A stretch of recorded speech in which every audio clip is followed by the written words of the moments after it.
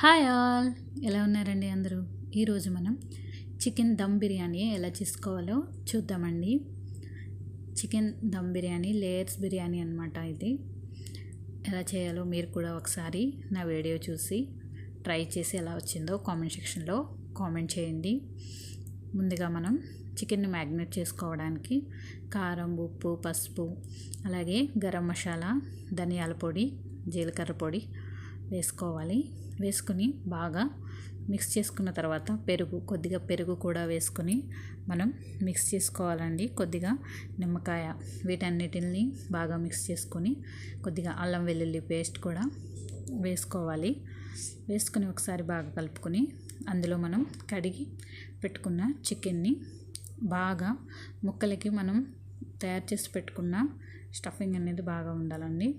అలాగే ఉల్లిపాయల్ని బాగా ఫ్రై చేసుకుని అందులో చికెన్ వేసుకుని మనం కుక్కర్లో పెట్టుకుంటున్నామండి.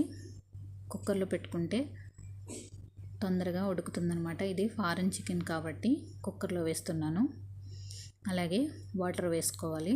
వాటర్ వేసుకుని మనం మూత పెట్టేసుకుని 7 విజిల్స్ వచ్చిన తర్వాత మనం పక్కన పెట్టుకోవాలి. అలాగే స్ప్రింగ్ ఆనియన్స్ కోసం 2 ఉల్లిపాయల్ని సన్నంగా తరిగి ఇలా లైట్ బ్రౌన్ కలర్ వచ్చే వరకు కూడా మనం ఫ్రై చేసుకోవాలి. అలాగే జీడిపప్పులను కూడా ఫ్రై చేసుకుని పక్కన పెట్టేసుకుందాం.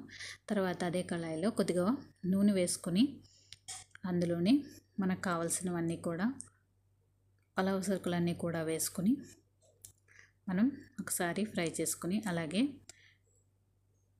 టేబుల్ స్పూన్ అల్లం వెల్లుల్లి పేస్ట్ కూడా వేసుకుని పచ్చివాసన పోయేంత వరకు కూడా ఫ్రై చేసిన తర్వాత అందులో కొద్దిగా పసుపు, అలాగే టేస్ట్కి తగ్గట్టుగా సాల్ట్, అలాగే గరం మసాలా పొడి వేసుకుని బాగా ఫ్రై చేసుకోవాలండి.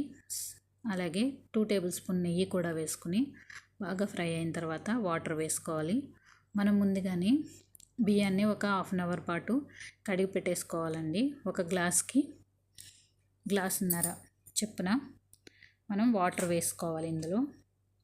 అలాగే చికెన్ రెడీ అయిపోయిన తర్వాత కొద్దిగా గరం మసాలా మళ్ళీ వేసినట్లయితే టేస్ట్ ఇంకా చాలా బాగుంటుందండి.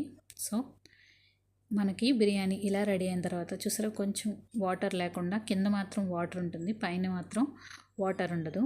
అలా అయిన తర్వాత బిర్యానీని మనం సగం బిర్యానీని పక్కన పెట్టేసుకోవాలి. ఇందులో మనం వాటర్ ఎక్కువ వేసుకుని వాటర్ తీసి అందులోంచి వేస్తూ ఉంటారు. అలా కాకుండా మనం డైరెక్ట్ ఇలా దమ్ పెట్టేసుకుంటే చాలా ఈజీగా, కొత్తగా చేస్తున్నా సరే మనం చాలా ఈజీగా ఈ దమ్ బిర్యానీ అనేది ప్రిపేర్ చేసుకోవచ్చు. అలాగే చికెన్ అనేది ఒక లేయర్ కింద వేసుకున్నాం. అలాగే బిర్యానీ ఇంకో లేయర్ కింద పైన వేసుకుంటున్నాం అనమాట అండి. దీనిపైన మనం ముందుగా వేపించి పెట్టుకున్న స్ప్రింగ్ ఆనియన్స్, అలాగే జీడిపప్పులు, కొద్దిగా కొత్తిమీర, కరివేపాకు అవన్నీ కూడా మనం దీనిపైన వేసేసుకుందామండి. పుదీనా, కొత్తిమీర వేసుకున్న తర్వాత జీడిపప్పులు గార్నిషింగ్ చేసుకున్న తర్వాత మళ్ళీ మనం ఇంకొక చికెన్ లేయర్ని వేసుకుందాం. చికెన్ కర్రీని ఇంకొక లేయర్ కింద వేసుకోవాలి. మిగిలిన అన్నాన్ని, బిర్యానీని పైన వేసేసుకొని మనం మూత పెట్టేసుకోవాలి. మనం టిష్యూస్ కూడా వేసుకోవచ్చండి. కావాలి అనిపిస్తే కనుక కొద్దిగా వాటర్ చిలకరించుకుంటే సరిపోతుంది. మనం ముందుగా రెడీ చేసి పెట్టుకున్న స్ప్రింగ్ ఆనియన్స్, అలాగే మిగిలిన కొత్తిమీర, వీటిలన్నిటిని కూడా పైన గార్నిషింగ్ చేసేసుకోవాలి. చేసుకున్న తర్వాత టిష్యూస్ అయినా వేసుకోవచ్చు, లేదంటే నార్మల్గా అయినా సరే మనం క్లోజ్ చేసేసుకోవాలి. ఒక 10 to 15 మినిట్స్ తర్వాత మనం గ్యాస్ ఆఫ్ చేసి ఒక 30 మినిట్స్ వరకు మనం వదిలేయాలండి. వదిలేస్తేనే అప్పుడు మాత్రమే మనకి దమ్ అనేది పర్ఫెక్ట్గా ఉంటుంది.